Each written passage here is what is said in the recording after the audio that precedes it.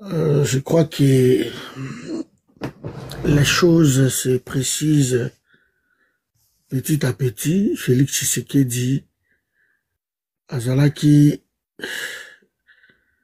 il fallait qu'il ait, je crois, Gabon, hein, naïf de soi qu'il ait Gabon en gros, parce qu'il croit que Kagame, Bazalaki Kuna, Tamsa Boyko Kende. Il fallait qu'il ait une investiture, il y a Obiangema, pardon, Nani, Brice, hein, Brice Obiang, je crois, ouais. Il fallait Zalakuna et pas président Brice Clotaire. Il y a Gabon, un bon monsieur qui travaille bien pour le Gabon, attendez. Il travaille très bien pour le Gabon, ce monsieur. Donc, non, on a route au bout de la peuple, ils ont engagement dans soi, ils ont fardeau, on n'a pas ça dans mon tout. Donc, on ne peut pas laisser les combats parce que nous nous battons pour nos enfants, pour l'avenir à Poto chez Bibi. Hein. Donc, nous nous battons pour ça. Naoumé le témoin à Poto. J'aimerais que Nazonga na bongisi là-bas en Angaï, Mboka na Bango, Oyo Kibago Zonga un jour. Donc, combat Nangaï, ils ont dépassé même au-delà, y a biloko wana, y a clivage. Donc, na Ozonga Kine na mois de juillet, na Ozana Kinshasa na juillet, donc, c'est bon, Okanga, mais je crois que juillet, tam sous Félix Ozalate, on ne sait pas où bien quelque chose est l'écart. Tout à l'heure, on a expliqué nous qu'est-ce qui se passe. Et voilà quoi. Donc, juillet, coûte que coûte, nous en a Congo pour 3 ans. Soit il y a quelque chose souvent, avant d'aller longtemps, il y a un mois na zongi. Soit il y a humilité na kin, ngai. Ils ont au moins une année. Soit il y a humilité. Ils ont une année. Mais, soit il y a qui peut y en avoir, ça a 2 ans. 2 ans, Mbalo, je crois, on a pour 3 ans. Ou peut-être plus. On ne sait jamais. Donc, voilà. Tous en a qui, on a Sunzamba Sungi, le Kabien. Alors, la peur, moi, je trouve que c'est la dernière chose où les Congolais, il faut à l'Angola, ils ont banga. Quand la peur, ils ont envahir Bicho, nous laissons les terrains et pas à médiocre. Alors nous n'allons pas rester éternellement dans les réseaux sociaux pour combattre, non. Il faut aller sur les terrains aussi, braver la peur, combattre sur place, apporter ce qu'on peut apporter. Soki Nzamba bengi biso peut-être, pour lui, ils ont Nzambe. Le combat continuera, et voilà, l'homme providentiel, bazate da combat. Il y a nos enfants, ou à la mouki, lelo, même bokate, ba marche, mokili mobimba, bazo bloquer la Congo. Donc, il faut faire quelque chose pour ce pays. Et je trouve qu'on peut être sur les terrains aussi. Et au Bundi Nayo, hein, et ça est le côté. Hein. Souvent, sur les terrains, j'étais arrêté à plusieurs fois. Je suis là. Tant qu'on n'a pas décidé d'en noter, donc croyez-moi, bande de et là, nous allons aller, mois de juillet, dans Anakin. En tout cas, sauf un prévu, mais mois de juillet, nous allons aller dans Anakin, en juillet. Ça va aller. Bande de lobby, on en a parlé un peu. Tout ça, la pasteur, Nabiso Moko, Akoya, Lelo, je sais pas ce que ça déjà wana. Il y a un pasteur. Alors, qui, Nabing Saki, Lelo exprès, pour ça, il y a live, à l'écart, comme ça. Alors, qui, Nzamba, Pessi, émission. À ça, la constitution, il y a Sika, na Congo. Et que, voilà, bon, la senti pasteur, Azaki, un peu neti. Hein, voilà, bah, tu as Félix, je ne crois, peut-être pas, je ne sais pas. On a besoin, alléluia, vous parlez un peu de cette vision-là, on n'a pas pu. Il faut, pasteur a changé constitution, il y a Sika. Et apparemment, assez à comment déjà constitution yango, a changé yango déjà. Donc, pasteur, akoya koya kopesa biso constitution wana photo yoka ye et sa biso donc tozala derrière mokonzi mboka ayebisi mokonzi mboka mingi mokonzi mboka yoka ye te donc pasteur doit quand même nous expliquer ça parce que bato ebele bakozala bayoka nano ntoma aza ya nzambe avec beaucoup de respect donc tokoyoka yelo pasta awa yozala ingeta soki akomi akosala biso signe comme ça tokotia ye awa alika aza wana ya nzambe pesi bino mbote ebele on est ensemble naotiela bino nano video moko boyoka ederange bino te bolanda video ona bokebi des pays voisins et l'assurance qu'il n'y aura plus de guerre et qu'on pourra profiter de leurs expertises pour exploiter nos richesses. Accord de coopération gagnant-gagnant avec le Rwanda, certains diront dans l'opinion publique, le Rwanda ne produit pas de coltan, pourquoi est-ce qu'on le fait avec eux? Le Rwanda ne produit pas telle et telle chose. Et pire, le Congo produit des denrées, des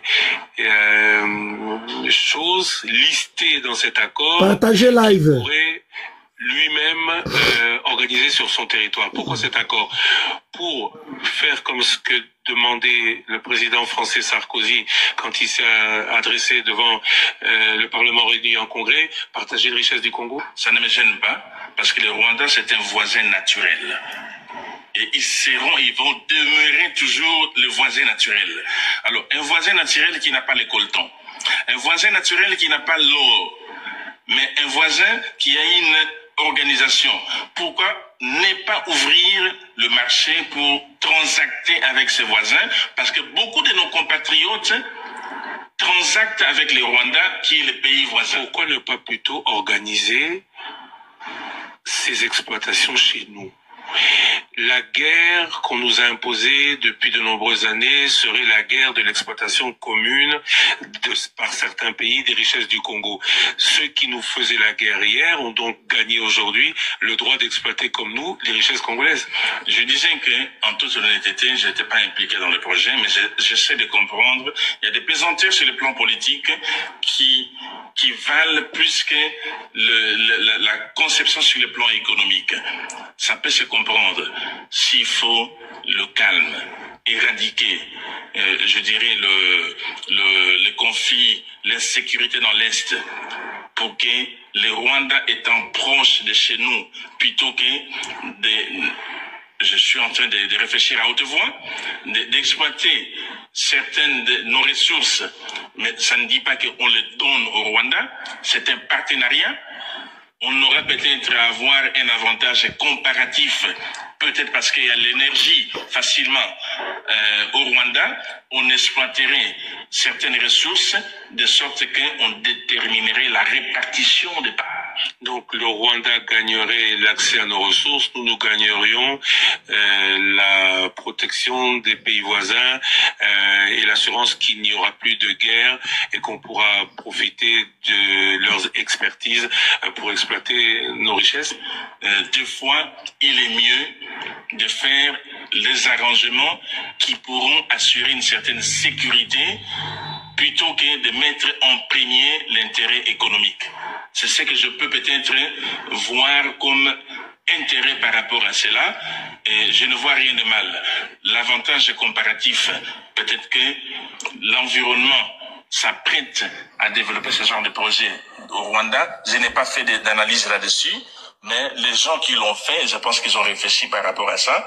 Le mieux est que si aujourd'hui nous avons la sécurité, la paix dans l'Est, ça vaut plus que les intérêts qu'on peut tirer dans l'affaire qu'on a traitée avec le Rwanda sur le sol rwandais. O bolandi wana bandeko na ngai kombona ye Marcelin Bilomba. Marcelin Bilomba azalaki na Genève, tozalaki na Genève parce que j'étais à Genève, tipoyo asalaki Transkin International. Marcelin Bilomba azalaki na Genève. Tanga oloba biloko yo. Donc le Rwanda gagnerait. Tango Marcelin Bilomba zolo babiloko yo, Marcelin Bilomba azali conseiller spécial en matière de finance, il y a Félix Tshisekedi. Tango zolo bêtise yoko. Il a été reçu et vidéo yango da tchango da mire na ngai partager yango massivement. Pour comprendre que depuis Sarkozy atia makolo na ye wana apesa eloko wana. Félix Tshisekedi tango atia makolo na ye, il a travaillé que pour na plan wana ya Sarkozy. Mais ça a commencé quand? Tango azuiga à pouvoir Félix Tshisekedi. Je vais vous mettre encore une autre vidéo. Comme ça, pour Landa, j'espère dans un amour. Oh. C'est triste. Mais, tant que Sarabino qui est très triste, mais on a qui est makasi.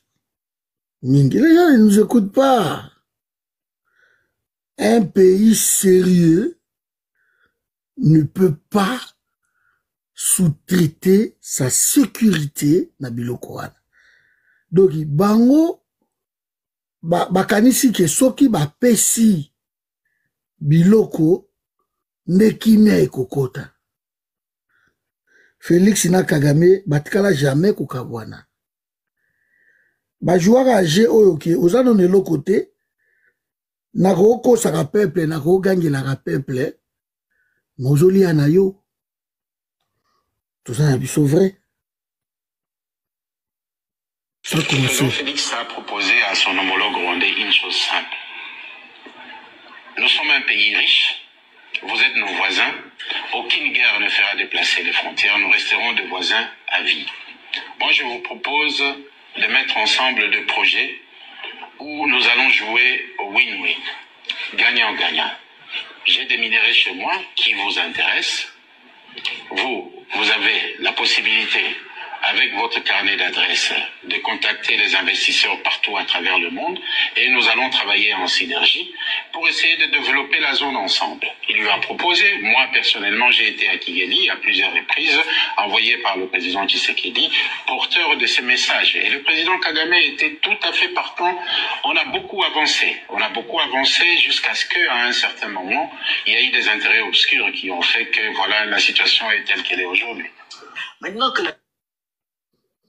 vous comprenez le.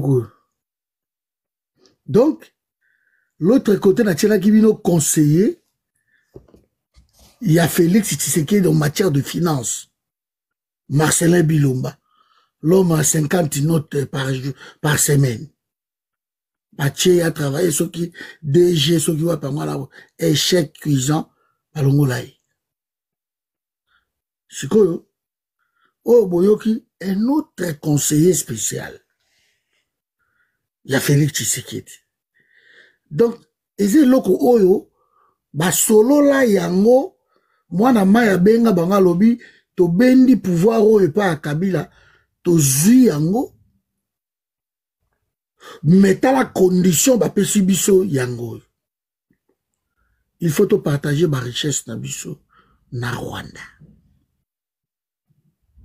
Du coup, cette amitié, il y a Félix na Kagame de s'appeler mon frère, mon frère, mon frère. Du coup, ce fameux ambassadeur Vincent Karega. Vous comprenez? Du coup, après ce bango Sakima, société Oeza, qu'on s'occupait de la minerai ya Kivu Mobimba. Et comment qui société rwandaise? Et j'avais suivi une fois, ba commerçant na biso ya Kivu, bato bazana ba minéré, ba lobi, ba imposé bango ke avant bazwa ba permis d'exploitation ya ba minéré ya Congo, il faut ba ke na Rwanda nde muta ko délivrer bango. Tipo na lobi, mais quelle humiliation! C'était vraiment de l'humiliation na ndenge ya kosakana te. Donc, si vous comprenez, après si bango a fungoli un espace aérien pour ba jet privé ya ka ekumbaka et kendeke, Félix les a même donné la gestion ya aéroport na biso ya Goma. Et qu'à un moment donné, Rwandair et comme qui na siège nango général, c'était à Goma. Félix a kendeki même trop loin. Trop loin. Ya kobenga police ya Rwanda et ya ko contrôler est ya République. Donc la police rwandaise, yango nde moto lingaki sikoyo et ya ko contrôler est ya République na biso. Mais c'était incroyable. Et comment dit Kagame a tourné la biso ba village moderne. 30 millions. De Félix a fait des erreurs graves dans Mboka na biso. Je ne pense pas qu'un jour, membre moko ya IDPS a komatali sous na trône wana ya présidence ya République. En tout cas, soki nzamba apesi biso bomoi faso to kote le melelo kwana. D'ailleurs, IDPS c'est la partie moko vous la bani. IDPS to ko radier yango na RDC. Et ça, sans autre forme de procès. To ko radier yango. Donc, vous comprenez, Babilo Kowana. Félix Tshisekedi est allé trop loin, bande konangai. Kokoma, o eleki kutu, ba scandale onyo surtout, pour décharger ka Rwanda, a commis ba mort na biso tout ya este, et ça ba dommages collatéraux, ba effets collatéraux. Il est allé trop loin, Félix. A même biso da East African Community. A créé biso ba zone tampon, ba état de siège. Babilo Kouana, il a fait tellement de dégâts. Sous Félix, il y a eu des morts, il y a au Sakanate. Sous Félix, la souffrance, il y a au Sakanate. A saliba, dégâts. Il y a peut-être qu'il y a bonté. Parce que ça soit cause de la pensée. Lui, il a accusé tout le monde. Il a maintenant un problème avec tout le monde. Et na Gabon, Kuna, et pas Boudani, Buscol Clotaire, président Sikaona, a tout travaillé tellement bien. Investitir, il est là, Bengaki Batotou. Akei, hein? Ah, j'espère qu'Akei pour la monité. Bazo publié le sous la présidence cité. Na Luki, on a Luki na monité. Pour la zone, na plat ya présidence. De ce qu'Akei Kuna, c'est que Baokuta na Kagame, parce que apparemment Kagame pas Zakuna. Bon vérifier, Kagame Zakuna. Bon vérifier, c'est Kagame Zakuna. De beaucoup de Kagame. Ah, voilà. De Kagame pas Zakuna. De beaucoup de Kagame. Beaucoup de Master Bango. Bango Kadi. Il est en train comment? De se tirer une balle dans la tête. Félix, il croit que Aoko Sabiso. Aoko Sabiso te. Félix, Azo Kansake, Aobe Tabiso Munduki.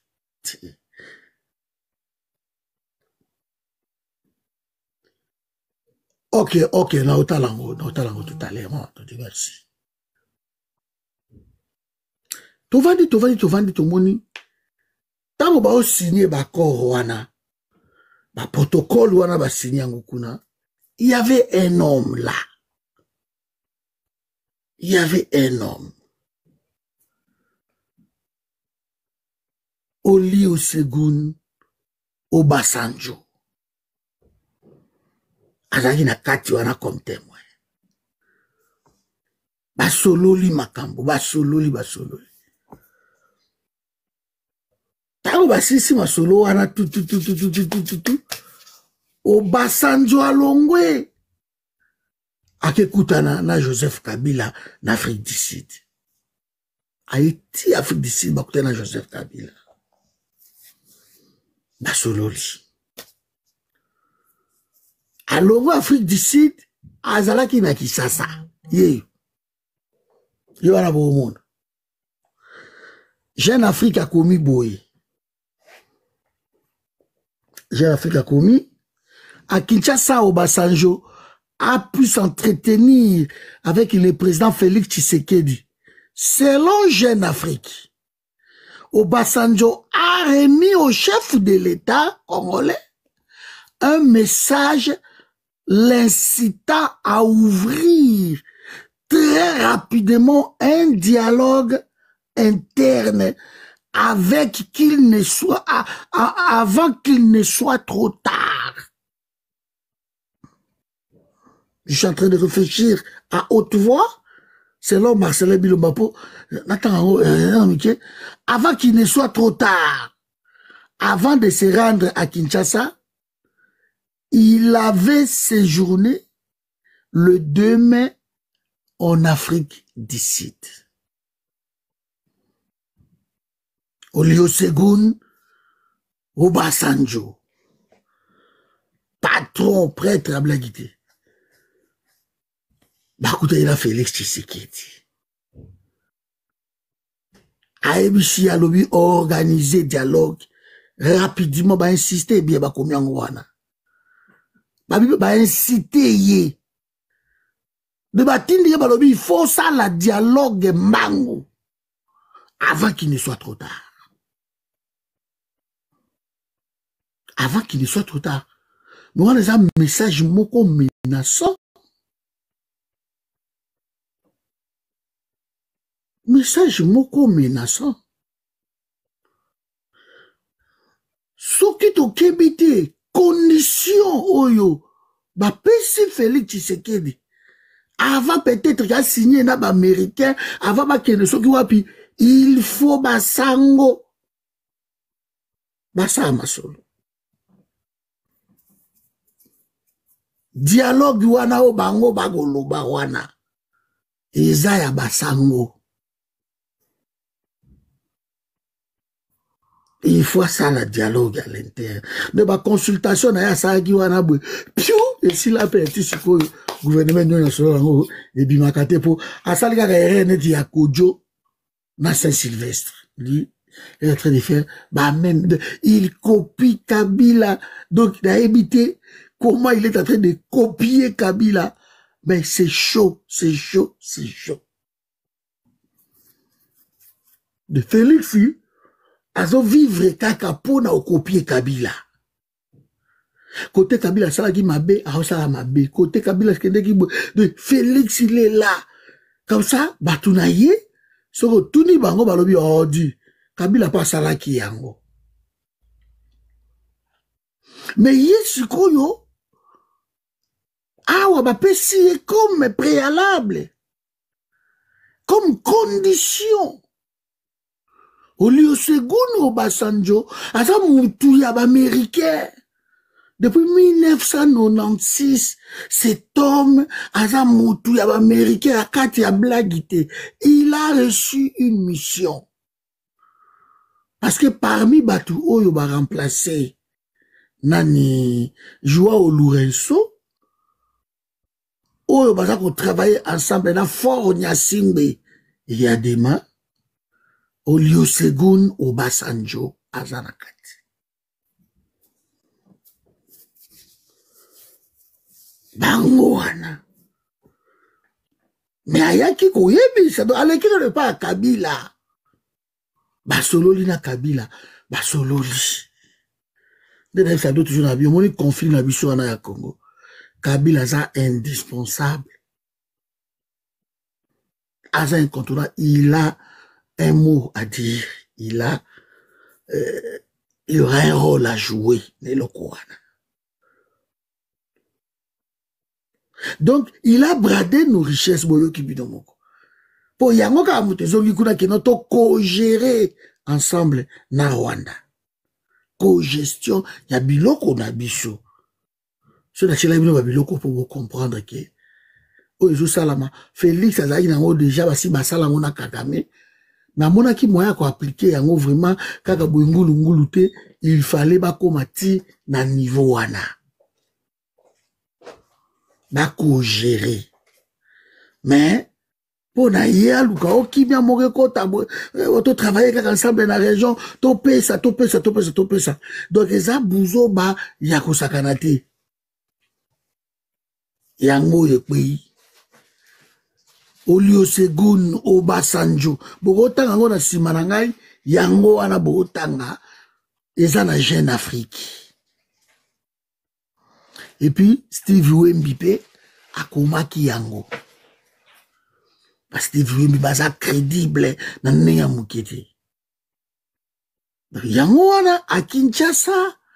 Obasanjo a pu s'entretenir avec le président Félix Tshisekedi selon Jeune Afrique. Obasanjo a remis au chef de l'État congolais un message l'incitant à ouvrir très rapidement un dialogue interne avant qu'il ne soit trop tard. Mes amis, qu'est-ce qui se cache là?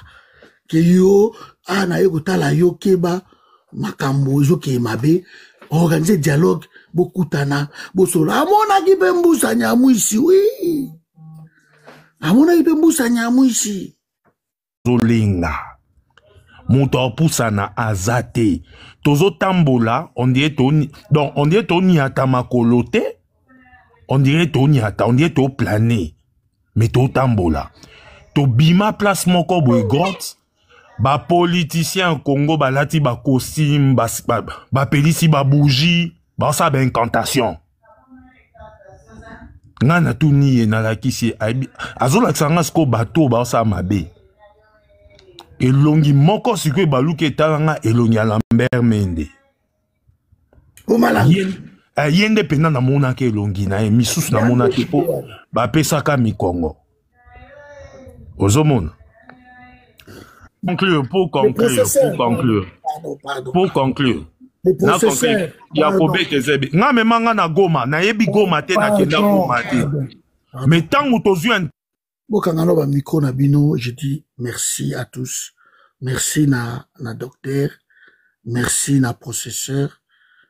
Ce qu'ils a ainsi dit l'Éternel. Et au kokisa manango, ne vous inquiétez pas. Ma voisin tout va rejoindre biso comme ba congolais. Congo nzamba poni yango comme aponaki Israël, mais Israël wapi tozoloba. Parce que l'Israël ou Isawana lelo, ce n'est pas l'Israël que Dieu a choisi. O Isawana Israël nzamba poni la Bible eza oyoti. Parce que ba oyo kutu wazana il ne croit même pas en Jésus.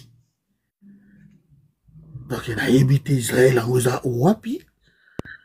Pasteur, alors il y a l'école lobi na mbata koluse amona croix moko wana boye et umela soki nini croix eko ina ko umela moi en croix ils a mystère soko komi na mboka moko boye okuti croix moko boye umela c'est que nzamba poni mboka wana et c'est botamboli déjà bino et c'est beaucoup na ba monkoto et c'est beaucoup na ba bonginji. Et c'est beaucoup déjà na ba Congo. Cordon, n'a qu'à conclure 2 secondes. C'est beaucoup na ba Mobika. C'est moi qui conclue mon frère. Et c'est beaucoup na ba côté wana surtout. Moi je trouve que je répète encore, la Bible nous dit les songes naissent avec une multitude d'occupations. Donc quand vous prenez vos rêves comme étant des réalités, là, nous sommes face à un problème. Nzamba osa eloko wana te. Nzamba osa ngote ki azo ba pays nyo surtout ekoma na Congo ekota. Non, nzamba osa ngote. Ce sont des pays souverains qui prient Dieu aussi. Bango bi bana ba prophète na bango. Ba pe na ba bani na bango. Bon nationaliser, bon régionaliser qui m'a goûté à comment net nzambe ya région wana. Il faut arrêter avec ça. Il faut arrêter avec cette histoire-là. Moi, je trouve que bandeko na biso ya Kasai, tous un problème sérieux na bino. Nous sommes vraiment différents.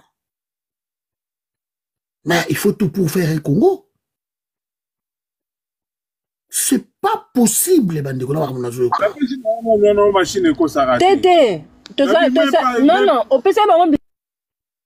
C'est pas possible, Makambo Nazo Yokawa. C'est pas possible. Vous allez trouver des prétextes à Félix Tshisekedi. Et comme tu à niveau, yo. Docteur Alobi, il faut tout zoyango, tout ça. Référendum, on zamba poni, il faut sikoyo, Assemblée nationale, n'a validé yango, à ça la référendum, Félix a conduit sur la transition, wana. Dieu l'a rejeté, mais a conduit sur la transition quand même. C'est triste, hein? Docteur a commis constitution quand même. L'article premier, il y a constitution, tu ne peux pas l'oublier. Il y a combien d'articles dans la constitution où il y a ça et quelques. Tu ne peux pas. Dieu, c'est la précision. Parce que là, on a posé ma question à Miké, pour aller m'appeler Zanini. Quand il dit que Nzambe, Moutou, après ça, qui ont comme article premier. Et ça, dit Genèse et Bible. Ce qu'on fait la Bible, article à liboso na Bible. Au commencement était la parole, Moutou, tout foyer, bayango. La parole était avec Dieu, la parole était avec Dieu. Voilà. Il faut rebattre tout. On a très déçu. On a très déçu vraiment, mais bon, on a été au Kavandi, on a vu ça. Mais nous transformons comme on a la Kinga et Cordon à l'ali. Oui, il y en a surtout qui sont en Australie. Dans en Australie, dans Ottawa, dans Sydney, dans le monde de Australie, tout ça. Dans surtout quand vous êtes. Non, à Bruxelles. De la haut comment, au pays, hein? Na yépé na tchèpe la vie en Australie. Il y a une Bible, le Bible dans Ecclésiaste. Je crois c'est chapitre quoi, 5, quelque chose comme ça. Les songes naissent avec une multitude d'occupations. Ça c'est la Bible. Et en fait, Bible, il y a de vanité dans des songes.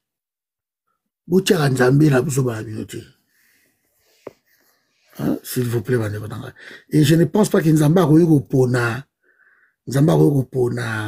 RDC et comme Nouvelle-Jérusalem. On a pas bêtise, tout cas, la campagne, tout cas, pasteur, ça. Dieu a choisi le Congo. So, ok, na Jérusalem, beaucoup de drapeau à Congo. Na on a pasteur, bah, ko mabanga. Na Jérusalem, kuna, oh, mabanga, tozu yango comme symbole, oh, David, abambaka Goliath, de baye na mabanga, wana na kisasa, po ba ko bamba Kabila. Parce que Kabila zaki Goliath. Ba koma, ba bamba Kabila mabanga, Kabila zaki ti a continuer, ti nane, aye ko libérer ni. Problème, il y a comment ça va l'église. Nous allons fermer un peu l'église, voilà. Nous allons laisser quand même l'église à Mickey, gauche et droite, mais bino vraiment, bandekutu, mukuna, godempoi, ijiba mampia, dodon kamba, banani tout, deni laissé, kankenza, bino tout. Mutombo kalombo eto bino tout, église wana, miye, banani tout. Il faut quand même, tout à moi ordre dans l'église wana. Au bout, tu avais raison. Bon. D'abord, c'est un sujet à soutenir. Comme on va Nzambe, banini. Si j'avais dit soutenir, on va dire, on a géré parti à Nzambe, on a géré parti à politique.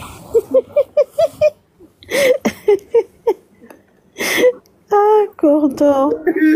Matakoulous, Ezawapi, Matakoulous. MDR. Capitale à Congo, comme on a Matakoulous. La sécurité na lembi.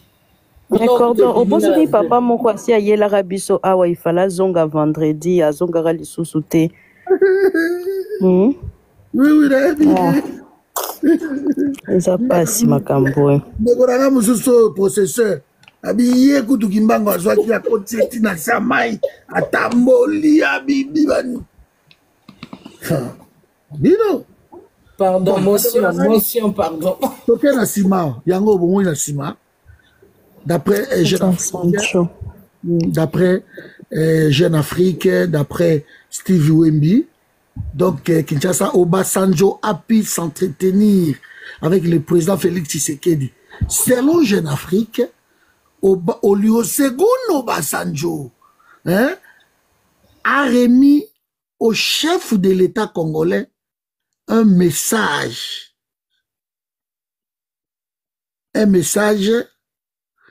l'incitant à ouvrir très rapidement un dialogue interne avant qu'il ne soit trop tard.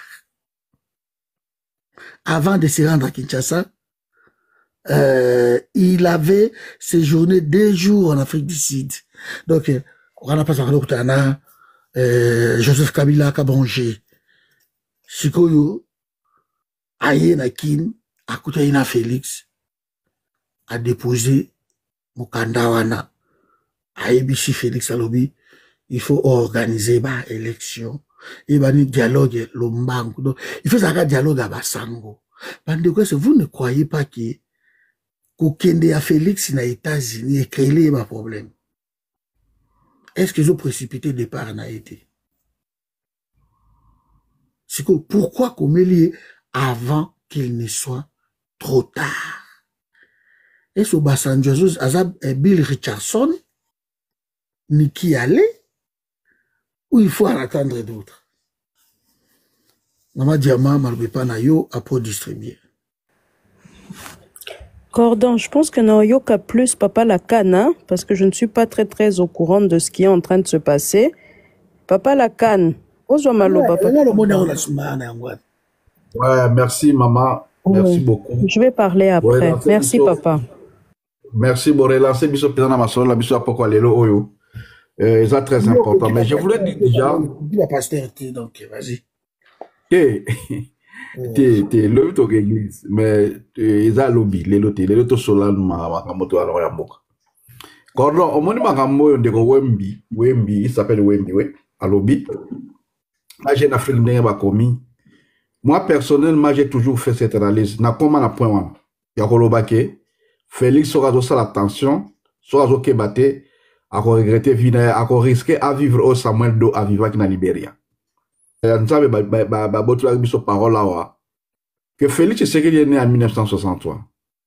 Dans 63, on sous-entend que bah événement tragique où s'est traversé dans le monde en Afrique en particulier à Ebiamo. Et à Ebi Marshal Mobutu n'enga loin la pouvoir et à Ebi message ni bagi quoi côté que la Marshal Mobutu et puis na ba moment ni.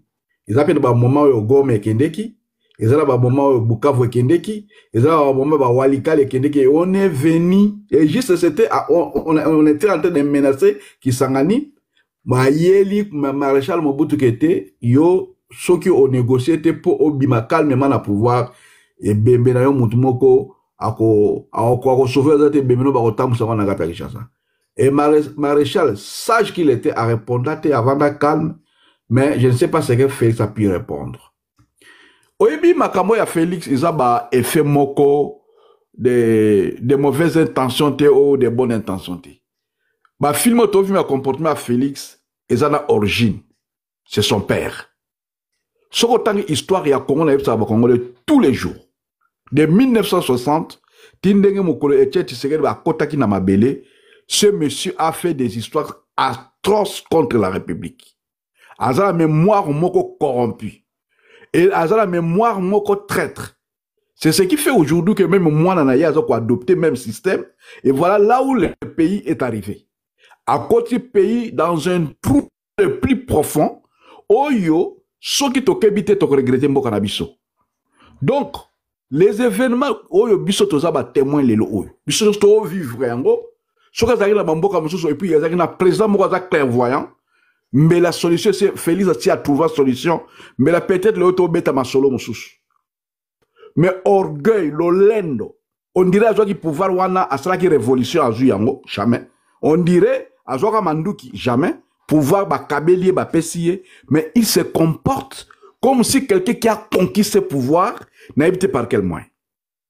Et aujourd'hui, on a ramené tout, même autour du. Il y a 9 voisins qui sont Oyo, Nyon, ma province, il y a Congo, c'est long, tous ces gens lui disent tu dois négocier et tu dois la voix Oyo, et c'est Bazopesa. Tout le monde lui dit. Et Nations Unies lui dit. Europe lui dit. Les États-Unis lui disent. Mais finalement, le problème, c'est quoi? Oh, Félix le problème de Félix, c'est de découvrir là où il a vendu le pays. Parce que quand vous lisez la Constitution de la République démocratique, nulle part on a écrit président de la République a signé un accord d'adhésion sur le plan régional, Yemoko. Nous, c'est ça, le maka toujours avant il y a Parlement. Et qui dit Parlement, c'est l'Assemblée nationale. Ils ont Assemblée nationale, nanini, na Sénat. Chose qu'il n'a jamais faite. Jamais. À côté, ba Ougandais, ba Okipa Oturi. Yemoko na volonté na ye. C'est-à-dire que Moutou Oyo, Azali, Oba Sala, Elo, Babengara, haute trahison. Et il les connaît. Azarada, ba juriste, ya bambata, ba si ba yebisa yeke non. Na niveau auto sal makam na mboka wana puisque soki boke na dialogue moko oyo ko réunir tous les Congolais ba Congolais ya mayele ba ko bimisa makambo wana na poelele la miso ya bato. Vous savez qu'il a signé des choses avec Kagame. Il a signé des choses. Comment pouvez-vous comprendre les loyers au solika comme nanga ba kangiyo ba condamné yo ba botel banda kuna yo. Mais lui, pendant qu'on avait chassé M23, il est allé prendre les M23 là où ils étaient à l'étranger, les ramener au Congo et dans la capitale, les loger, les héberger, les nourrir, aux frais des Congolais. Posez-vous la question, c'était pour quel but? N'est-ce pas que ça, c'est une haute trahison? Des gens qui avaient tué au pays, qui ont versé une multitude de sang au pays, des millions de personnes ont été tuées. Lui, il est allé les chercher à Memi Bango et Moutoua Lobati. Et vous verrez, les gens viennent aussi les défendre.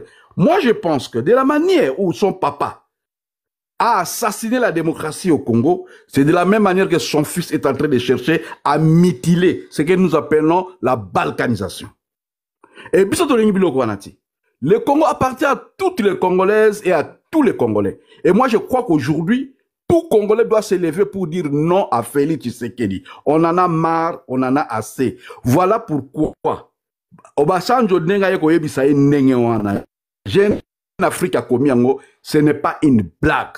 Il doit prendre ça au sérieux parce que, signe de Tanyon Sezo Laksake, Félix, un pied dedans, un pied dehors. Sur la lobby, un pied dedans, c'est-à-dire, le Kolomoko est en vie, le Kolomoko est allé dans cimetière. Donc, il faut aller la sagesse, Bantou, aller la sagesse, Yakibo Moto, mais surtout, Nenga le Bakaza chrétien. Aïe ba peko ça la sagesse chrétienne et ko sauver mais soka sali têtu biso histoire ko beta malona mokili puisque Mobutu ba beta histoire Kadhafi ba beta histoire comment il s'appelle de Irak Saddam Hussein histoire na beta makalango ba te belé ba histoire la mango beta et lui aussi son histoire va se raconter mais d'une manière tragique. Il faut faire très attention, ce n'est qu'un message qu'on vient de lui donner. Moi je pense que ba ndeko ba uto le ka ba lobel makamanzambe soki nzambe penza za mutoyo il fallait d'abord un message à l'olenge oyo Obasanjo aiko pesa. Mais les restes wana bamba bande na miso c'est-à-dire que lalisa bango pongi. Merci beaucoup.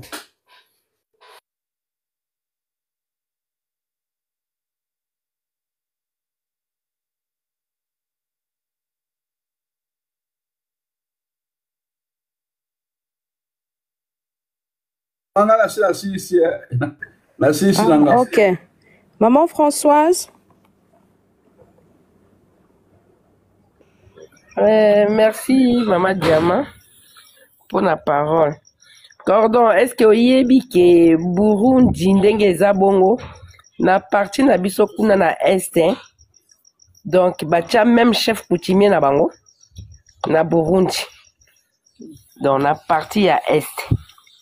Donc ndenge toza boye soki totali na este kuna Uganda, Burundi, Rwanda badirigeaka biso puisque na partie na biso ya este donc Burundi atia même chef coutumier eza na village moko kuna Burundi adirigeaka yango na babiloko nyonso tu oyo tozomona nga nalandaki Mubenga azolela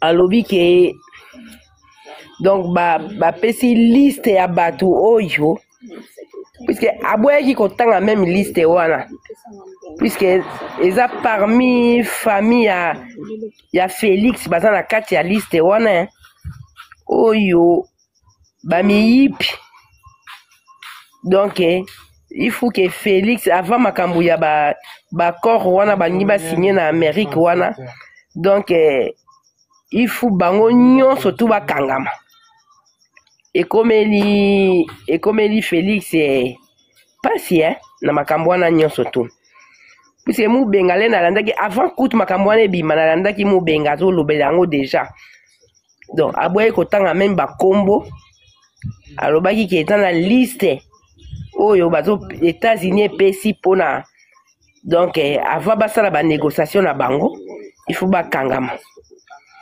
yango wana babiloko oyo je ne pense même pas 2 mois oyo bapesi biso oyo ke Congo avant basignature je ne pense même pas ekoleka te puisque namonaki bato bakomi kotraite même Fayulu ke aza traître mpona nini ake kokota na bakabila bakatumbi bango nyonso tu puisque nga nalandaki lelo nani conférence oyo Fayulu asalaki bapozaki bakestion wana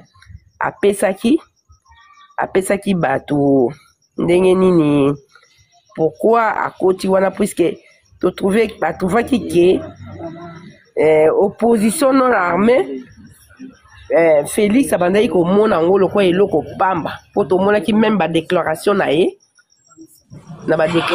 alobaki bato anzala opposition ataba babiloko moko abongo afingaki tango nani Corneille asimbi minduki yango na makambo ya constitution esalama puisque nga nalandi pasteur yango napozaki question wana yo ozoloba ke nini na biso parlement so totie pétition na makambo ya constitution ntango nalandi vraiment azalaki clair te donc nazomona lokola azopesa beki na Félix mpona makambo ya nini ya constitution wana donc yango même natunaki processus question yo oza moto akasai wapi po bokataki ye apesaki nyonso te donc eza bato moko bazoya na manière moko ya koloba ke kimbangu bazotanga kombo ya kimbangu mais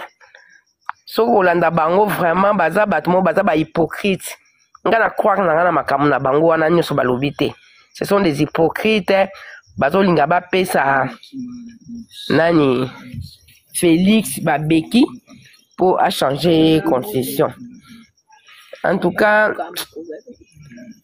biso tozotala kaka ndenge ezokende mais na komona basignature ya baopposant na biso esali eloko monene na makambo oyo ya États-Unis wana esali vraiment esali pacte moko monene puisque batindi bango nanu bameka nanu kobongisa nanu na interne avant bayapa na bango eza na impact mingi malgré bazofinga bango bazoloba boye n'importe quoi mais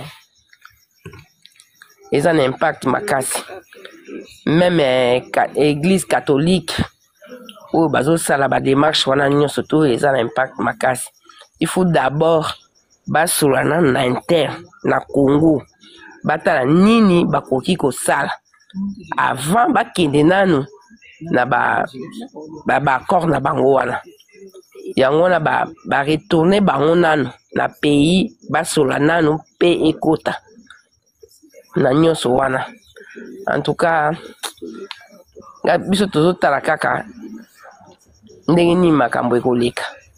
Yango wana nazalaki nango. Mama citoyenne, il faut pesa nga programme à matanga ya biso na Kinshasa. Il faut tozala ok. Merci beaucoup, maman Françoise. Il faut pesa nga yi programme à matanga. Tozala wana to assister yo. Merci beaucoup. Merci beaucoup, maman. Merci beaucoup. Naotindelo. Bonsoir, papa docteur. Docteur Zate. Maman Marie-Claire, bonsoir. Bonsoir, bonsoir, maman. Ah, docteur, vous êtes là? Oui, je suis là, bien sûr. Ok, allez-y. Et en fait, premièrement, je pense j'allais juste pour rebondir, je pense avec les propos de monsieur docteur, les cas qui ont là. En fait, juste une parenthèse. En fait, naïe batanga na bourse excellence, il y a Denis Nyaki au bazar na Maroc. La raison pour laquelle il était donc là pour à Coco Sabiso pour du coup chez toi pour na kona kibiso et tout quoi. Donc c'est juste une parenthèse quoi. Donc on a Tim là qui est des tacs vite fait. Mais en fait, tu sais qu'il disait là, bon nani yo ya yo to boka watanga ki wana et tout ya bakon wana tout. Eza le kuta makasi fort. Tataron daza kutanga mboka mususu kutu. Donc c'est une parenthèse. Donc fonctionnant au Obasanjo et tout quoi. Donc il a été je pense nommé comme facilitateur donc pour négociation donc intercongolais et tout. Il a qui donc en fait lui il explique que nous les Congolais qu'on puisse donc dialoguer entre nous et tout quoi. Bon, pour moi je pense que je dirais que le monsieur là a la expérience et belé et tout quoi. Donc je pense que c'est aussi un ancien donc président du Nigeria a émis moins mingi quoi. Concernant je pense que donc le sujet et tout quoi.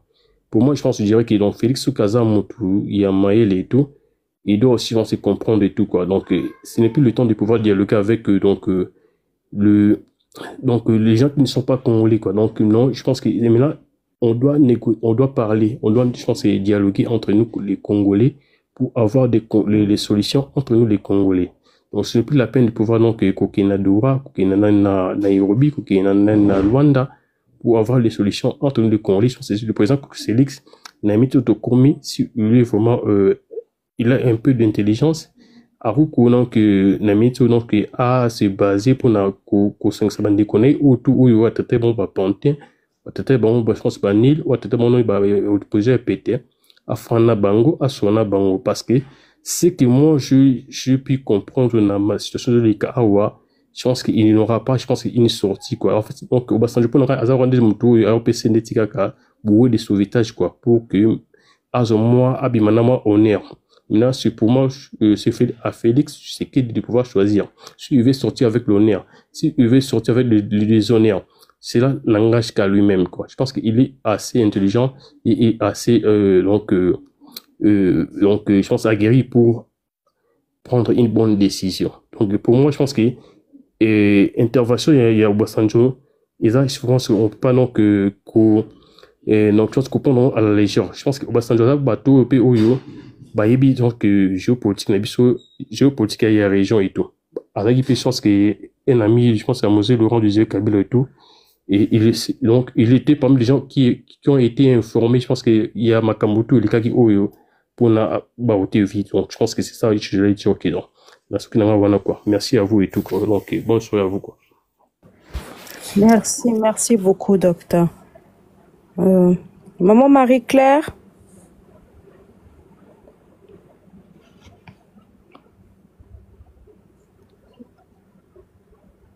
Ok.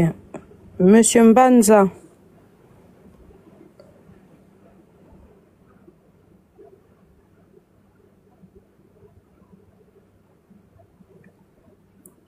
Maman Ishaël.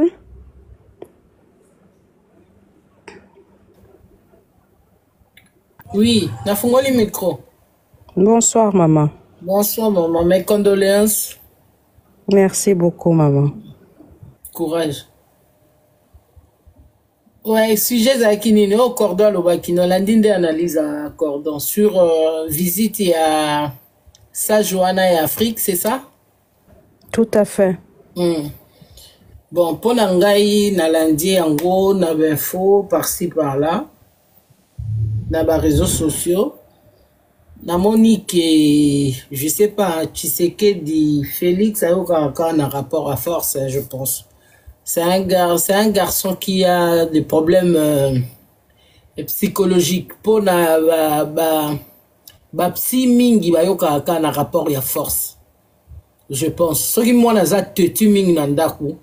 Soka sali kambi yo pe la kisa ikoza au-dessus, oza maman ou bien oza tata. Pour ce botiki bo ya ko zo dessus sur bino c'est fini.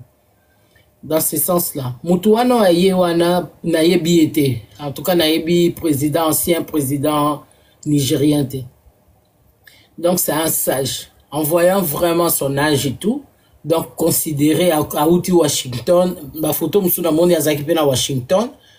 Donc kozonga zongi batindie par-ci par-là.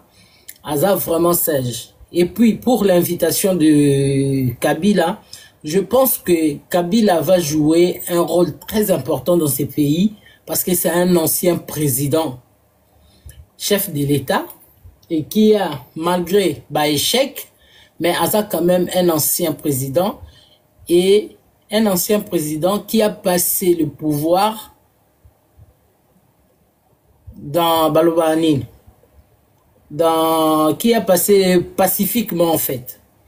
Donc, quand même, avec les autres présidents aussi, ont tiré beaucoup de leçons dans ces passages de pouvoir. Donc, Aza respecté. Moi, je pense, beaucoup à la pour ou contre Ndengena Zoloba. Moi, je suis pas pour Kabila en tout cas. Donc, on a passé des moments durs avec Kabila et tout machin. Et on a milité ici. Ngaba marche mingi. Tozaki kozala cordon yebi. Je pense. À un moment, bon. Félix Ayaki, Bissonios Tozaki, d'accord et tout. Mais moi, je pense que cet homme, Bazwa ma benaye. Bazwa, boyo ya mukie ya malamu sala. Il faut pas respecter. C'est mon opinion en tout cas. Moi, je le respecte maintenant. Batira oko sabiso, aza Rwandais, aza boy. Tout le monde a même pas d'akuna Rwanda, tout ça boy. Mais il est respecté parce que c'est un ancien chef de l'État et qui a donné la leçon aux autres. En passant le pouvoir pacifiquement dans les calmes, moi, je pense qu'on doit toujours les consulter. Yangwana ta mususu mutuana ayena nuko yokaye. Amon ayoka point de vue na ye. Na situation à Congo. Parce que Congo RDC, ça fait parler maintenant. Hein.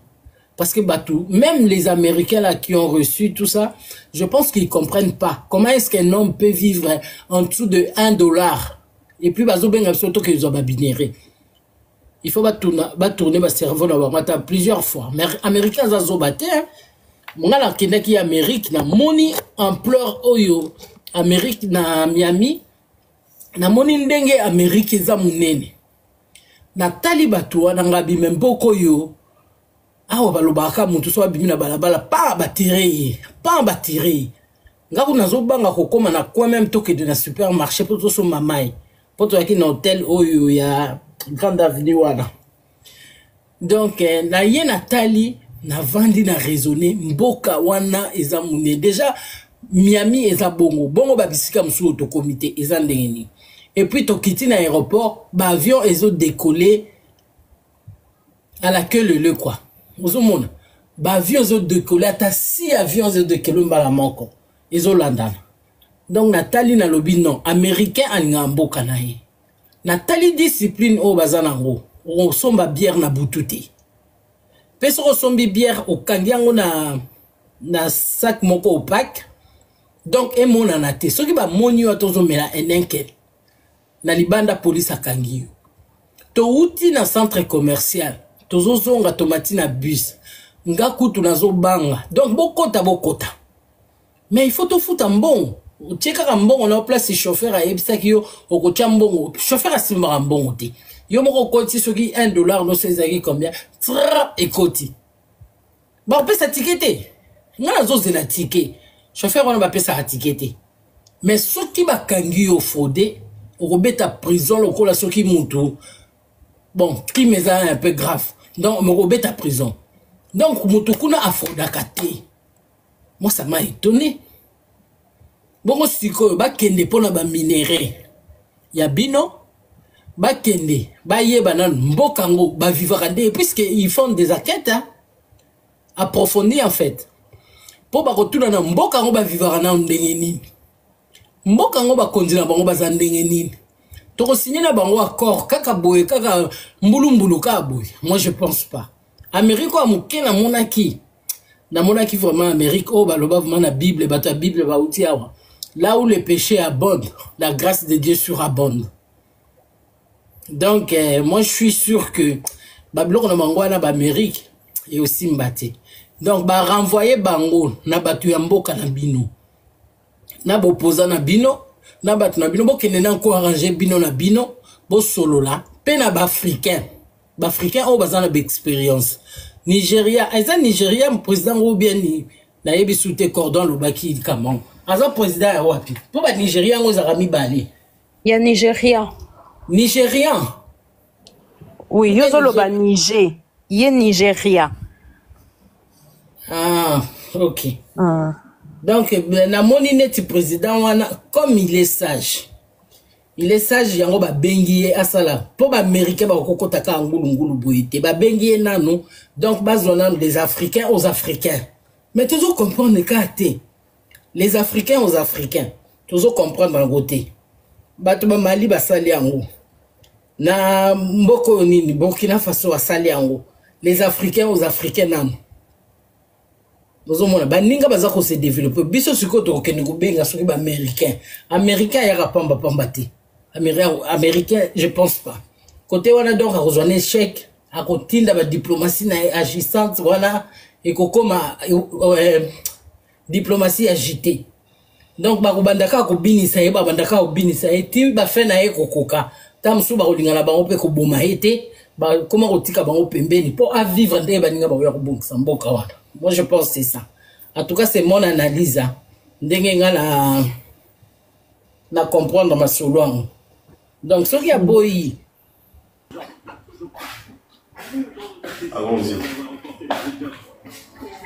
Vas-y, maman, Isha. Tikali na 2 minutes.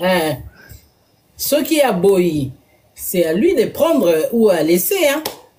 Donc moi je pense que le président Nyoso Basala qui est à Bango, voire même Bisoto Botamitanga Mobutu, donc Mobutu, Nasuka, tanga koma qui malade, or soka négocier qui m'a comme naïe bien, à Monique, à Koufa naïe na mboka naïe avec honneur, à Koukaï Kosalango. Parce que nous avons des talibans, des IDPS, ah Mobutu a salaboy, Mobutu a tongué ta pour maréchal, Mobutu a tiré bino palais du peuple, voilà. Mobutu asali moi banzela moi muke malgré tout nzela kufa ka il faut ba bongisa na poto peto bona il faut ka bongisa tous les jours mais bango bazon dimakate balingi kaka bon Mobutu asala bon Mobutu asala c'est à lui de prendre ou à laisser hein, parce que Congo ekotikala bato wana nyoso ba tout la musi ba kima mukolo egobeba kisekeli akozwa soki avion na ye soka okatsa braza soka okinangola ba kopesa mais bato biso to otikala. Donc, il y a un atam sousou pour finir, maman. Donc, moi, je pense que Soka Boy Koyoka. Tout le monde a signé une vidéo, hein, que le président Boka Boy, Yangola a coupé ses conseils à Boy. Donc, c'est un enfant psy, en fait. La moninette, tu sais que dit, un enfant psy. Là, c'est un hôpital, père. La monaka. Donc, au moins, batouana. Soka Yobisi, monsieur, tais-toi. Akosa mangungu, mais ça suffit. Tu te tais maintenant. Au moins, on a pas tiki. Donc, il y a des forces. Alingi penza masasi les obeta pou ndesiko yo atiki. Samboy, akosa la naeba dialogue na yende ngazo sala wana ba Zakari, a bengi ba n'importe quoi. Azo monongo en fait, je me rebouille. Azo sakane na dame. Mais or. Merci maman. Or c'est pour chiter maman. Nazolo bake situation mboka na biso en tout cas c'est catastrophique. To komi penza tozo kende na ebite soki na -3 soki na -6 ba parking nga na monaka aw na ebite. Donc je m'arrête là. Je suis vraiment peiné pour être congolaise. Nazo regretter ma casse. On appelle ma casse on va si ça biso. Marche to ça la ressusciter lo moto ça ressusciter. To ça c'est koni. To komi kana ba panel boy oyeka koloba kandeleki oye au lobby. Donc, voilà quoi, maman la tiki. Merci beaucoup, merci. Bonsoir, papa, papi.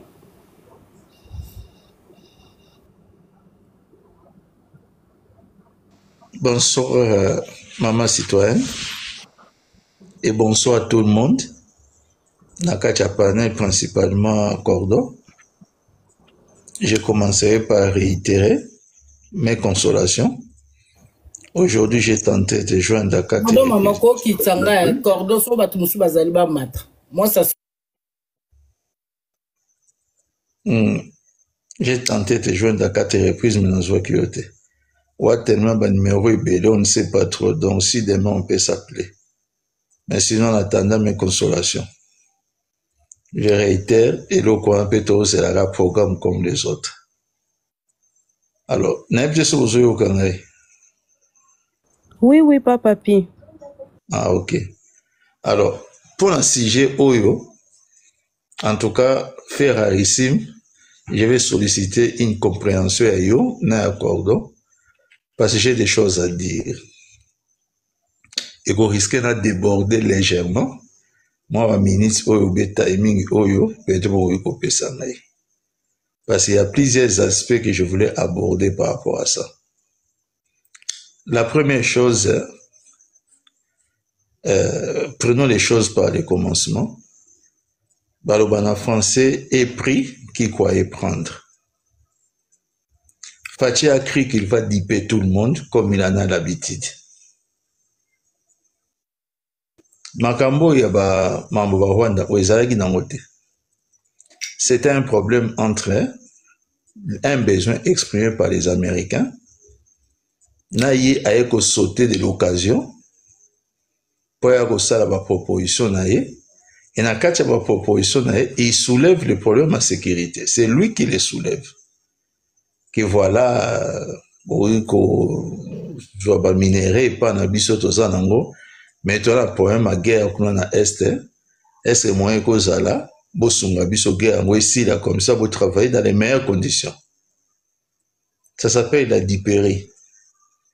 Il a écrit que non, il va diper les gens, les Américains, qui M23 ici, il y a lui son pouvoir afin d'ici en haut. Allez.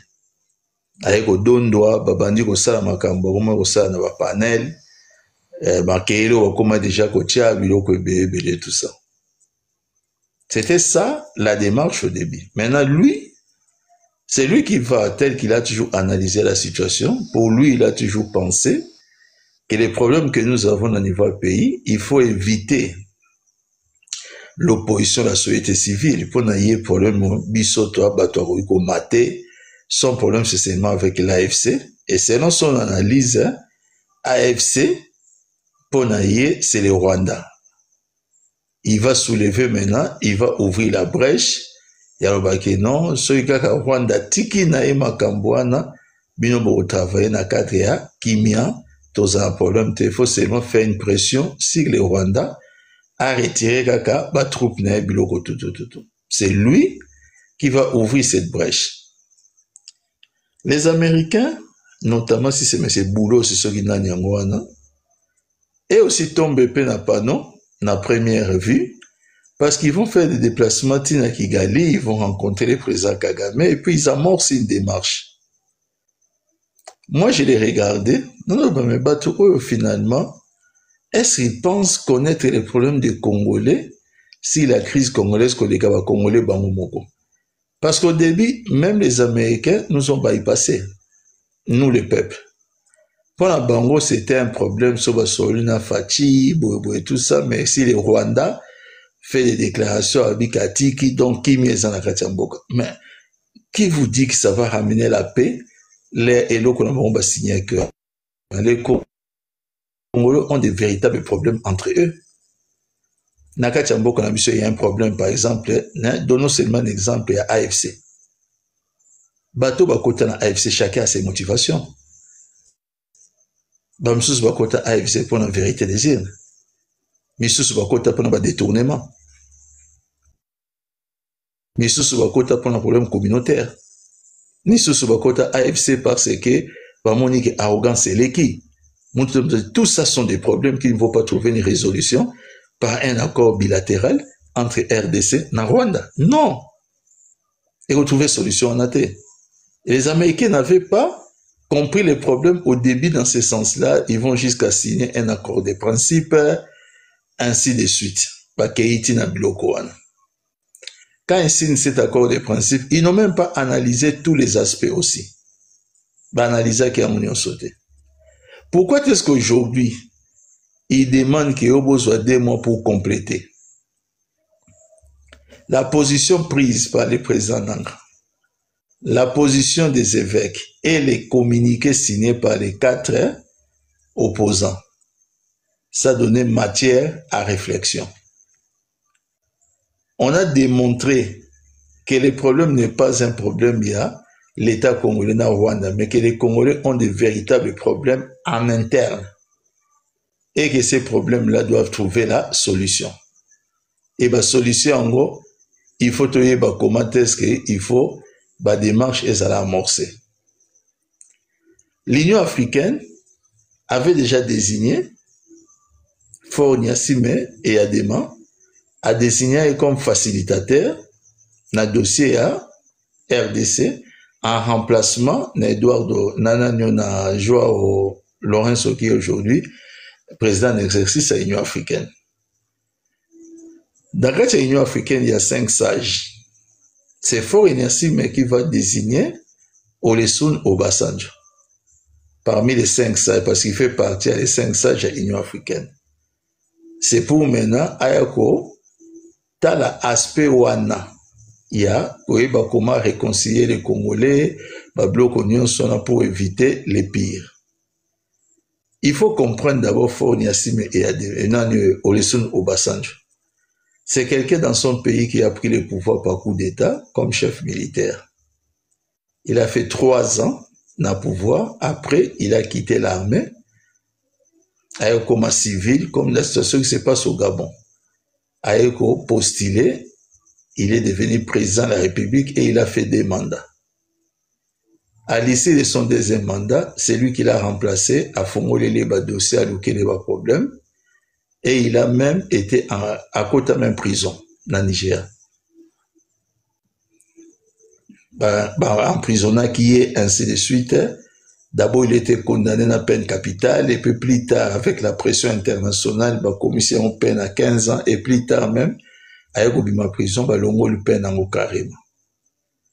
Donc, c'est un homme, ayebi, notion alternance, c'est que ça peut apporter quand ça tourne mal ou quand ça va bien, parce qu'il a vécu une situation similaire. Il ne peut pas être d'accord avec les traitements qu'on peut réserver à un ancien président de la République pour l'avoir subi lui-même. Donc quand il entre en scène, il ne peut que jouer un rôle, puisque va passer un rôle en gros. Il y a à éviter la catastrophe, à éviter le blocobélé parce qu'il sait quelles peuvent être les conséquences. Il commence par les États-Unis d'Amérique. Après les États-Unis d'Amérique, il va à Doha pour mieux analyser et comprendre la situation. Il vient ici rencontrer Fathi, il va rencontrer Moussa Nyamwisi et il va rencontrer le président Joseph Kabila. Il s'est fait une idée de la situation après avoir échangé avec toutes ces différentes personnes. Là maintenant, il a une autre lecture. Et la lecture qu'il a, c'est cette lecture qui transmet na Faure Gnassingbé et Adema. Et c'est celle-là qu'on transmet même pas aux Américains. En disant tout simplement que les problèmes n'est pas un problème de l'État congolais et le Rwanda. Il y a des problèmes endémiques na Katia Congo que ceux qui trouvent solution T. Ces pays, ils ont d'abord il y a explosion. C'est un homme expérimenté qui a aujourd'hui plus de 80 ans. Plus de 80 ans plutôt. C'est pas quelqu'un qui parle comme ça à l'aventure. Et si Jeune Afrique a publié, non pas au conditionnel, il faut regarder le style journalistique utilisé par Jeune Afrique. Jeune Afrique est allé dans l'affirmation. Il n'a pas parlé au conditionnel. Donc, Nengeza Plaswana, la façon dont Jeune Afrique a publié, c'est réellement le message qu'il a apporté et pas à Fathi. C'est à Fathi maintenant Koyeba, Nengeza Plaswana, comment est-ce que lui va prendre ces messages, mais c'est que lui avait espéré, comme quoi les Américains vont venir ici, vont mater les gens, ainsi de suite. Ça, il doit oublier. C'est fini. Il y a une autre lecture de la situation. Fatih doit oublier. Nous sommes en diplomatie. En diplomatie, il n'y a pas de nom. Quand on vous dit, vous signez, vous pouvez signer une date. Beaucoup de date, on va dire que non, voilà. D'abord, le secrétaire d'État américain, la veille, il y a date où on signer, il y a un voyagé à Gabon. Alors qu'il y a une falaise à la place, soit comme ministre des Affaires étrangères, place pour signer là, marqué dans Gabon. De fait, déjà comprendre que cette page-là est tournée. Tant que allez encore vous mettre d'accord, Bolukabo approfondir en gros, ça veut dire que nous avons mieux compris la situation. Christophe Erego, un journaliste généralement bien renseigné, journaliste d'investigation, a même soulevé la problématique au Bango Bayeko soulevé sous na Rwanda de FDLR. D'autres zones na case de départ. Maintenant, Fatih a toujours évité voir un dialogue en interne. Et c'est là où on va imposer. Parce que il a tout fait, il a fait le tour du monde pour dipper tout le monde parce que, comme disait le général de Gaulle, un bon menteur, c'est celui qui vient de loin. Donc, généralement, on peut facilement que nous recosa dans Libanda, makamunenge ezole que la loque na kati, ba problème eza peut-être ndenge mususu. Qu'est-ce que Fatih ne veut pas? Les dialogues qui peuvent s'ouvrir na kati ya mboka, premier sujet que les politiciens vont mettre en place, c'est ouvrir la boîte à Pandore. Il y avait élection il y a 2023 parce que les cycles à 2023, il y a 2018 et c'est les CAC. Nous sommes dans des élections qu'on organise de façon cyclique et un cycle de 5 ans. Mais autres en plein cycle, ils vont ouvrir la boîte à Pandore pour dire que, messieurs, ces élections ne sont pas valables. La première chose, ça va déjà poser la question de sa démission. Premier débat. Parce que aux élites, aux légitimité, les élections ne tenaient pas. Donc nous devons savoir comment est-ce qu'on doit co-gérer les choses, ainsi de suite. Ça, lui, n'en veut pas. La deuxième chose, lorsque maintenant il faut ouvrir le dossier M23, Fatih a toujours évité de s'expliquer si les raisons d'invitation M23 c'est notre sol. Vous n'invitez pas des gens pendant 14 mois et un jour, quand ça vous allez vous en sortir sans qu'un jour on s'explique. Dans le cadre de dialogue, il aura l'occasion de s'expliquer. S'il ne le fait pas aujourd'hui, il le fera même sur la quitter pouvoir. Il le fera. Il peut être interpellé même dans le cadre d'un tribunal spécial au niveau congrès.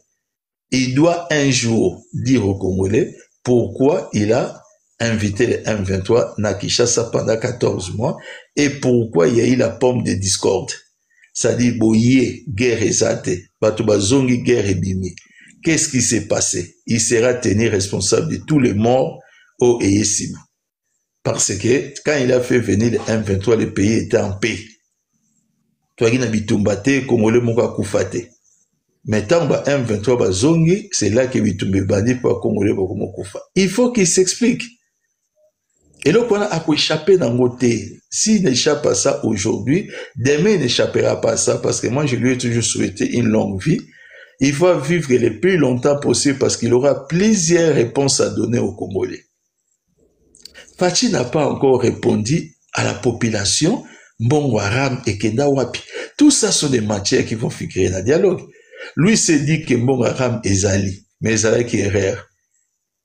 C'est ça la réponse qu'il avait donnée. Qui est ce Congolais qui était convaincu de ça? Vous ne volez pas les petits peuples.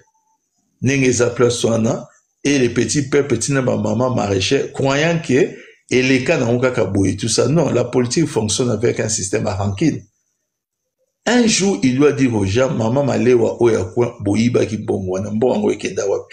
Voilà le nombre de sujets que Fatih ne voudrait pas qu'il a soulevé dans le cadre du dialogue. C'est pourquoi il a cherché des solutions en dehors de la classe politique, et autobing opposition non armée.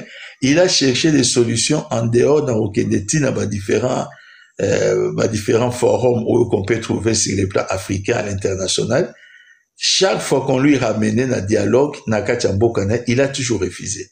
Maintenant, qu'avec les Américains, Zongi Sien Nzelawana, et l'Union africaine qui prend les choses en main, nommé Batindi Olisun Obasanjo, ayako monae pour adresser un message directement. Je veux savoir maintenant qu'est-ce qu'il va faire. Quelle sera encore sa porte de sortie dans la minute où. Total, quel forum a pour nous caler sous. Place hier que nous recevons là, c'est quoi, le que non, n'a évité banane. Donc les problèmes, il y a des Congolais et ça makasi entre Congolais. Et si aujourd'hui on doit trouver la solution par la voie du dialogue, nous, notre position, je parle de nous, FCC, je parle de nous, PPRD, est claire. Dialogue avec Fachi, nous n'en voulons pas. Nous n'avons pas bougé, nous n'avons pas changé. Bakoye bisaye ke ono alingi dialogue, biloko ebele, tout ça, asala dialogue, ndenge basala ki makamna ona eberandi wana, ba continuer makamna bango. Nous n'en voulons pas, tolingi na bisote, lambalia, état de bisote. Donc, c'est lui le problème, comme l'a dit la présidente Kabila, c'est aussi lui la solution. Et la meilleure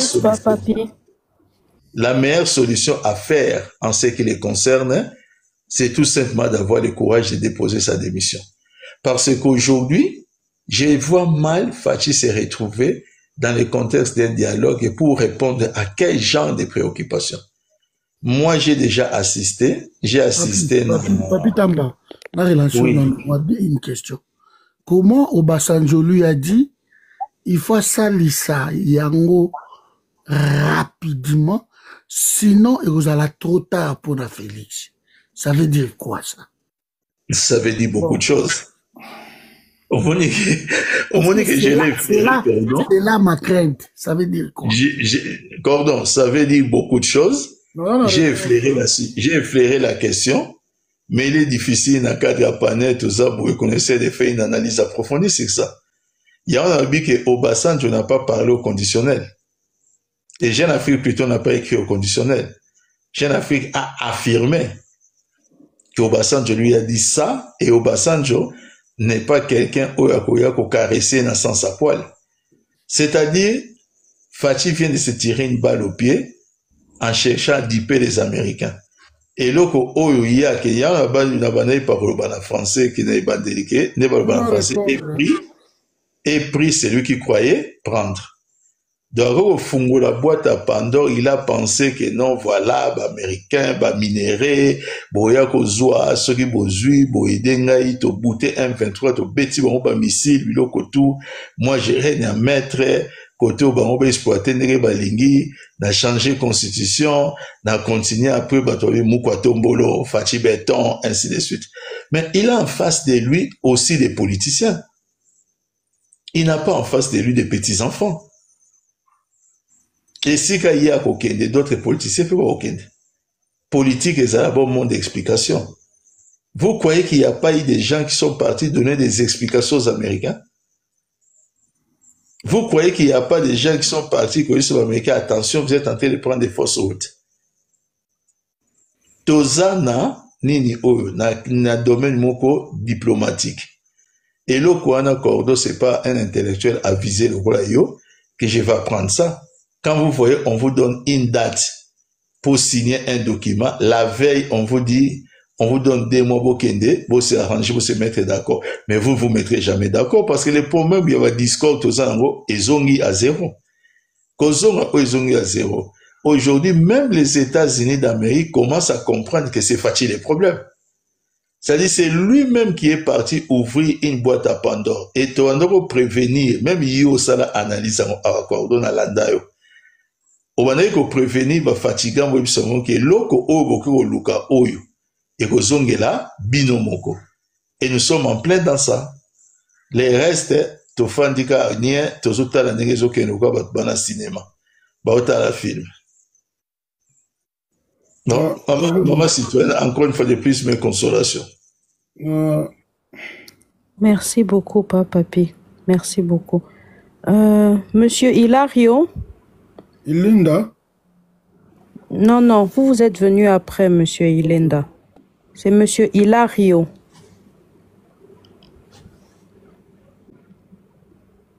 Ok, vous n'êtes pas là. Elda? Ouais, maman citoyenne, je suis là, mais monsieur Ilinda peut prendre la parole comme ça, je reviens après lui. Ok, parfait. Allez-y, Monsieur Ilinda.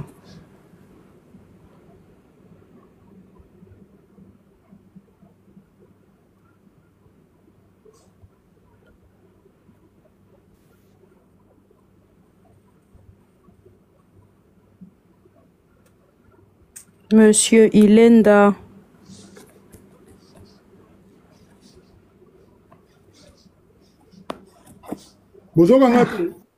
Ok, allez-y. C'est bon, on vous entend là. Ok, merci. Je tenais d'abord à remercier Cordon, Wechi et puis M. Papi qui m'a précédé, parce que sa question me donne vraiment une voie de pouvoir intervenir rapidement. La question, moi, je batuni, de ko papi ne pesinga courage, on batuni balobi bon. Obasanjo, au juste alobaki nini. Qu'est-ce qui était d'important à Oya alobaki? Le problème est allé à eza mutunio so ko résoudre problème auto na moto ko ko tsape akoki ko sauter problème à sécurité te akoki ko sauter socialité akoki ko sauter question identitaire te parce que pena sécurité eza na différence moko monene sécurité ezali ko éviter eloko nyonso ko komema insécurité mais pe ezali bo silisi nyonso pour ce qu'au futur ezala na désordre te. Alors États-Unis ce que tali bien version ya sénateur ayaka liboso on dirait ba contact yango makasi te. Parce que sénateur wana aloba biloko moko clair, aloba très bien que Congo ndenge na moneli baza na absence ya ressources na capacité. Alors, on ne pouvait pas comprendre que sur un terrain où il y a une analyse, il y a bongo, tu vas sauter direct, tu vas signer le comme Italie y a paix. Alors, Obasanjo a zongi pour signaler surtout dans 2 mois où il y a un loko à l'obéli qui faut que nembango. Parce que 2 mois où ils allaient, zongi si makamunion sont à 0 pour que nous soyons d'abord résolus avant même de parler de la paix. Parce que sécurité et comme très difficile pour et moi clairement. Pourquoi? Parce que ma raison c'est que Zoya moi est belé. Terrain oyo lelo bango bazoya ko kota po pe kota bana ko exploiter. Terrain oyo AFC zawana M23. Terrain oyo bawazalendo bazawana. Terrain oyo ba commerçant o ba vivaka sur minéré bazawana. Yo que nous discuter les paix. Mais bateau va na quantité. Oso s'attendre na nini. Ça c'est un. De 2. Congolais oyo azaki déjà na problème social, identitaire, tout ça, des ordres kotaki. Aza consulté te. Bo sauter bo kei bo sololi. Fruit ne bine kozala nini. 3. Mboko yo bozo discuter d'abord. Que ce soit États-Unis, Rwanda, Congo, tu vas bien, na validé, nous sommes discuter, on va sentir que l'implication de la peuple et de la bango est zate. Donc, il y a business qui va sauter rapidement. Président Oyo, va s'engagner, mais la population est zate. Difficile de parler de la paix. 3. Surtout au niveau des États-Unis, au monde que les entreprises privées. C'est-à-dire,